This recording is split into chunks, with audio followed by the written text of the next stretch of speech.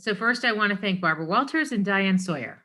Right now, let's give it up for those ladies who literally blazed the trail, right, for female journalists and continued to do it, right? I mean, they didn't just open up the whole industry for women. They have like literally shattered the glass ceiling, being older women on the air, which everybody knows you just don't see very much, right? So, and I'm going to say something that might come as a surprise to you, but so the surprising half of it won't be a surprise. And that half is that, when you're older in journalism, if you're on the air anyway, like as a news anchor, men seem to be able to age with that a lot better, right? You'll see a 50-year-old man sitting next to a 25-year-old woman on the anchor desk with the same job, right? So on the back end, men have an advantage, right? Or traditionally have had an advantage because they can be on the air for longer. No one looks at them and says, you're too old. We want to get someone younger and better looking in here. That doesn't really happen to men. But I think that's changing. I think it's definitely changing. And even in San Antonio, absolutely. Ursula Perry is in her 50s and she's a main anchor at KSAT. And Deborah Knapp is in her 50s and she's a main anchor at Ken's, right? Delane Matthews is in her 50s or maybe 50. She has turned 50, but you know what I mean? Yeah. So we're definitely seeing women being represented in different in aging, on TV. And that's, I think, positive, right?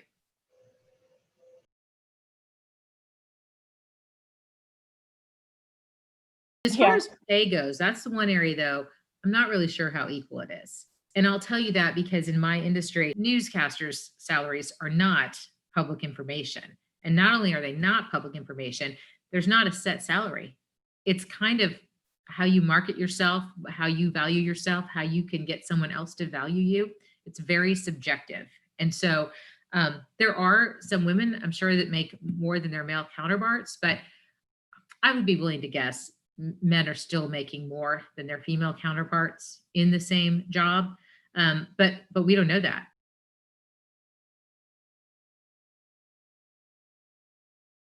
I've passed up. I haven't not been on the anchor desk since the girls were born. I have twin daughters who are now 16.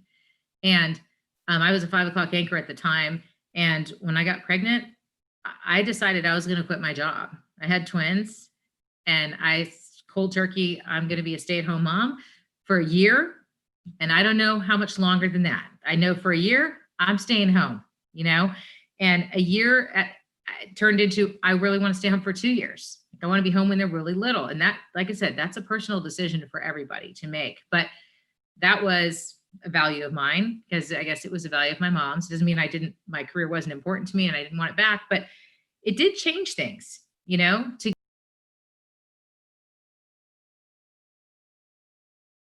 So I don't per se think that the way you look impacts your salary directly, but it might impact your opportunities. Like you said, it might impact the job that you get offered, right? And so, because, there's no question about it that TV is a visual medium. It matters what you sound like. It matters what people see, right? What people see is important as what people hear because it's television. It's not print. It's not the radio. So that is a factor. And so, and they do research and they figure out what do people want to see and they give people what they want to see, right? So you'll see a lot of times younger women, more attractive women who are news anchors, right?